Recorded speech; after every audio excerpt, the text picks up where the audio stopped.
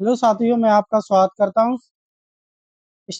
Top study helper में। आपके लिए बहुत ही आज शानदार तरीके से ये क्लास आप सभी के लिए बहुत ही ज़्यादा महत्वपूर्ण होने वाली है। आरआरबी ग्रुप डी परीक्षा देने जा रहे हैं कल, जिनका भी 3 अगस्त का एग्जाम है वो इस क्लास को मिस नहीं करेगा, क्योंकि मैं सारी चीज़ें बताने वाला हूँ आपको।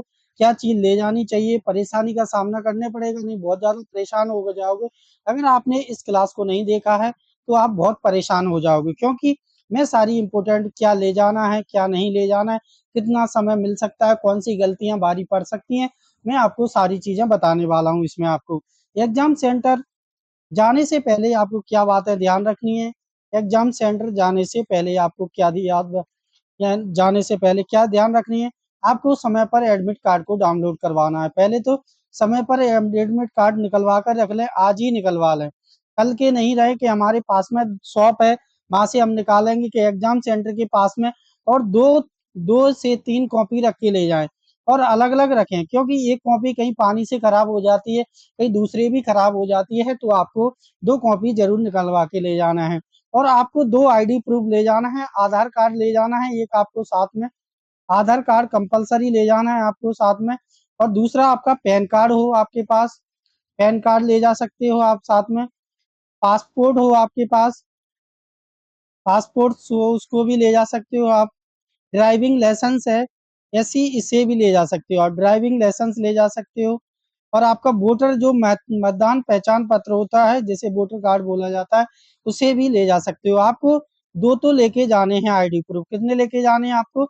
2 आईडी प्रूफ साथ में ले जानी है आपको। ठीक है, याद रखना है, आधार कार्ड तो आपको लेके जाना ही है। आधार कार्ड के साथ में एक और आईडी को साथ में लेकर के जाना है आपको। जैसे आप आधार कार्ड ले जाएं, आधार कार्ड के साथ पैन कार्ड अवश्य ले जाएं। पैन कार्ड नहीं आपके पास तो वोटर आईडी होगा, उसे साथ में ले जा सकते हैं। यानी कि आपको 2 आईडी एग्जाम हॉल में लेकर के जाना है आपको सभी लोगों को। और आपको एग्जाम के हॉल पहले ही चेक कर लेना है आपको सेंटर कहाँ पर है, गूगल मैप के थ्रू भी। और सारी जो लिंक दी गई रहती है मैप के द्वारा आपकी एडमिट कार्ड में, उसके थ्रू आपको पहले ही से वेरीफाई करना है एग्जाम सेंटर कौन सी जगह है। आपको बहुत ही इस तरीके से ध्यान रखना है आपको, क्योंकि कभी कभी हो जाता है एग्जाम सेंटर कभी कभी 2 होते हैं, आपको 2 देखने के लिए मिलते हैं तो आप दूसरी जगह पहुंच जाते हो। ठीक है, इसलिए वो समस्या नहीं आ पाती है। और आपको समय से पहले 60 मिनट पहले, 1 घंटे पहले या 90 मिनट पहले एग्जाम सेंटर पर पहुंचना चाहिए। आपको कहाँ पर पहुंचना है? एग्जाम सेंटर पर 60 से 90 मिनट पहले पहुंचना है, ताकि इंट्री वेरिफिकेशन सिक्योरिटी चेकिंग आराम से की जा सकेगी वहां पर। क्योंकि आप लेट पहुंचते हो तो आपको पता चलता है कि सेंटर आपका दूसरी जगह है, तो आपको समस्या आ सकती है, परेशानी हो सकती है और आपका एग्जाम भी खराब हो सकता है। इसलिए आपको समय पर 60 से 90 मिनट पहले पहुंचना है। और ड्रेस कोड ध्यान रखना है आपको, जो भी ड्रेस कोड दिया रहता है, क्योंकि डीडीए का एग्जाम होता है उसमें आपका ड्रेस कोड पहले से ही आता है कि आपको ये चीजें पहन करके जाना है, जूते नहीं पहनना है, ये नहीं पहनना है, वो सारी चीज उसमें बताई जाती हैं। प्रोबेबिलिटी आइटम्स हैं जो आपको नहीं ले जाने चाहिए, वो कौन कौन से हैं? आपको मोबाइल फोन साथ में नहीं ले जाना है एग्जाम हॉल के अंदर, गलती से भी आपको नहीं ले जाना है, इनको बाहर ही रखना चाहिए आपको। स्मार्ट वॉच तो कतई पहन के नहीं जाना है, आप सेंटर पे भी नहीं जाएं, घर पे ही रख जाएं। ब्लूटूथ है, इनकी भी कोई आवश्यकता नहीं होती है, इनको भी साथ में नहीं ले जाना है आपको। ईयरफोन है, कैलकुलेटर है, नोट्स है, पेन ड्राइव, अन्य इलेक्ट्रॉनिक सामान होते हैं ना ले जाएं बिल्कुल भी। हल्का भोजन की खा करके जाएं, क्योंकि सफर में जाते हैं तो समस्याएं हो जाती हैं। ठीक है, पेट की समस्या हो जाती है, कुछ और भी समस्याएं हो जाती हैं। इससे भारी भोजन नहीं खा करके जाना है, पर्याप्त पानी पीते रहें। पानी पीने नहीं पीने से भी समस्याएं आ जाती हैं आप लोगों के अंदर, इसीलिए मैं बोल रहा हूँ ये सारी चीजें आपको ये ध्यान रख करके, ये सारी उस सेंटर तक पहुंचने तक की सारी चीजें मैंने आगे बता दी। अब एग्जाम हॉल में जब अपन एग्जाम को देंगे वहां पर किस तरीके से जाना है, सबसे पहले कंडीशन याद रखनी है आपको, जल्दबाजी में प्रश्न हल नहीं करना है। प्रश्न को पहले आराम से, तुरंत बन रहे हैं उन्हें पहले हल करें, यानी कि जो तुरंत देखने सॉल्व हो रहे हैं, जैसे मैथ है आपका, मैथ और रीजनिंग के अंदर आपको क्या करना है, इनमें जो आपके क्वेश्चन है देखते ही सॉल्व हो रहे हैं, उनको देखते ही सॉल्व हो रहे हैं उनको सॉल्व करें।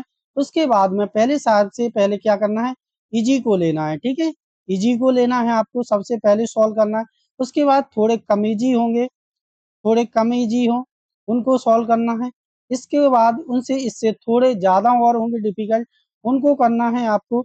इस तरीके से लास्ट में जाकर के जो ज़्यादा डिफ़िकल्ट होते हैं, एडवांस लेवल के होते हैं, उनको लास्ट में जाके करना है, जब आपका पूरा पेपर खत्म हो जाएगा। उसके जब पूरा अपन सॉल्व कर लेते हैं, उसके बाद आपको हार्ड क्वेश्चनों को हाथ लगाना है, क्योंकि उन्हीं में उलझ के रह जाओगे तो आपके और भी क्वेश्चन छूट सकते हैं, ठीक है? और पूरे पेपर का समय पहले बाँट लें और किसी एक सेक्शन पर बहुत अधिक समय ना दें, क्योंकि आपको लग रहा है कि मैथ पे ही अटके रह गए हो, कि आपका 90 मिनट का समय दिया गया है, आपने 60 मिनट मैथ में ही लगा दिए, तो फिर साइंस भी आ रही है आपकी इसमें, 25 नंबर की साइंस देखने के लिए मिलेगी आपको। और जीके जनरल अवेयरनेस आपको 20 नंबर की देखने के लिए मिलेगी आपके लिए। और मैथ है आपका 25 नंबर का देखने के लिए मिलता है। कितने नंबर का है? 25 नंबर का है आपकी।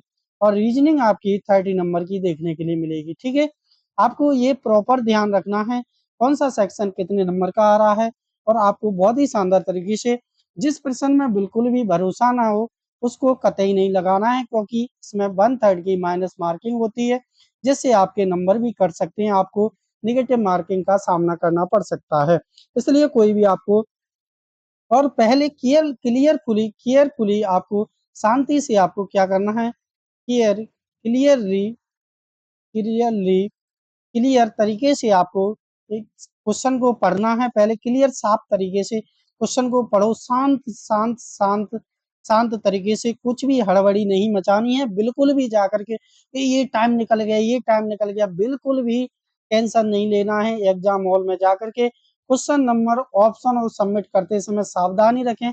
आपको जब टिक करते हो कभी कभी नहीं लग पाता है, उसको भी ध्यान रखना है। बाद में आंसर की देखते हो तो पता चलता है ये तो लगाया था मैंने, ये लगाया था, बी कैसे लग गया इसका, ये भी प्रॉपर ध्यान रखना है आपको, ठीक है?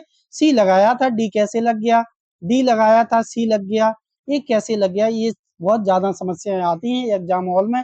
बिल्कुल भी पैनिक नहीं होना है। अगर किसी प्रश्न का उत्तर नहीं आता है तो उसे छोड़ दें, आगे बढ़ जाएं, बाद में समय मिलने पर वापस आएं और इसे ध्यान रखेंगे। अंतिम 5-10 मिनट का रिव्यू करें, और आपको अंतिम समय में 5 मिनट पहले आपको एक एक पूरे क्वेश्चन को चेक कर लेना है। मिनट पहले पूरा चेक कर लेना है कि आपने सारे सही क्वेश्चन लगाए हैं। वो सारी चीजें बहुत ही शानदार तरीके से आपको चेक करना। मार्क क्वेश्चन, अनअटेम्प्ट क्वेश्चन एक बार अवश्य देख लेंगे। एग्जाम के दिन सबसे बड़ी गलतियां देर से पहुंचना होती हैं, जो आपको नहीं करना है। एग्जाम से पहले पहुंचना है। एडमिट कार्ड के साथ में 2 आईडी ले जाना है आपको। 2 आईडी प्रूफ लेके जाना है आपको। क्या ले जाना है? 2 आईडी प्रूफ अवश्य ले जाना है आपको, ठीक है? ये बात आपको बहुत ही इंपॉर्टेंट याद रखना है आपको। घबरा कर आसान प्रश्न भी गलत हो जाते हैं, ठीक है? बिल्कुल भी घबराना नहीं है। एक कठिन प्रश्न पर बहुत समय खर्च ना करें, यानी कि अगर कोई क्वेश्चन हार्ड है तो उस पर ज्यादा टाइम नहीं लें, आगे बढ़ जाना है आपको। बिना पढ़े उत्तर चुन देना, ऐसा नहीं करना है। आपने आधा ही क्वेश्चन पढ़ लिया, उसमें लिखा था नहीं, और आपने सोचा हाँ लिखा है, और आपने सॉल्व कर दिया जल्दबाजी में, और हो गया वो गलत क्वेश्चन। मेरे पास भी हुई थे, मैं भी क्योंकि स्टूडेंट ही हूँ, कि कोई बड़ा टीचर नहीं हूँ, मैं भी स्टूडेंट पहले हूँ, उसके बाद टीचर हूँ। मेरे साथ भी हुआ था, जब आपने देखा था 34,000 35,000 वैकेंसी आई थी सीजीएल के अंदर, तो उसमें मेरे पे भी 3 से 4 क्वेश्चन गलत हो गए थे रीजनिंग के। रीजनिंग के क्वेश्चन गलत हो गए थे। मैंने रीजनिंग का प्री 3 बार क्वालिफाई कर रखा है मैंने। 2 बार मेंस क्वालिफाई किया है, एक बार टाइपिंग में रह गया था, और पहले डिस्क्रिप्शन में रह गया था मैं उससे पहले। मेरी अंतिम सलाह यही रहेगी, सिलेक्शन सिर्फ ज्ञान से नहीं बल्कि सही स्ट्रेटजी से होता है, टाइम मैनेजमेंट और आत्मविश्वास से होता है। एग्जाम हॉल में शांत रहें, सकारात्मक सोच रखें, हर प्रश्न को ध्यान से पढ़कर उत्तर दें। अपने महीनों मेहनत की है, अब केवल उस मेहनत को सही तरीके से प्रस्तुत करते हैं। आप सभी को ग्रुप डी परीक्षा के लिए बहुत बहुत शुभकामनाएं। पूरी मेहनत और आत्मविश्वास के साथ परीक्षा दें, सफलता अवश्य मिलेगी। धन्यवाद आज के लिए सभी को। Take care, bye bye, best of luck. सभी लोग बहुत ही शानदार तरीके से एग्जाम देंगे। और इस वीडियो को जरूर सभी अपने बच्चों को, दोस्तों को, साथियों को शेयर कर देंगे, और बताएंगे कि ये सर ने महत्वपूर्ण बातें बताई हैं, इनको जरूर सोच करके जाएंगे सभी लोग। आज के लिए इतना ही, विदा लेते हैं, कल सुबह मिलते हैं करंट अफेयर की क्लास में सुबह 7:30 बजे। आज के लिए इतना ही। Thank you watching our class.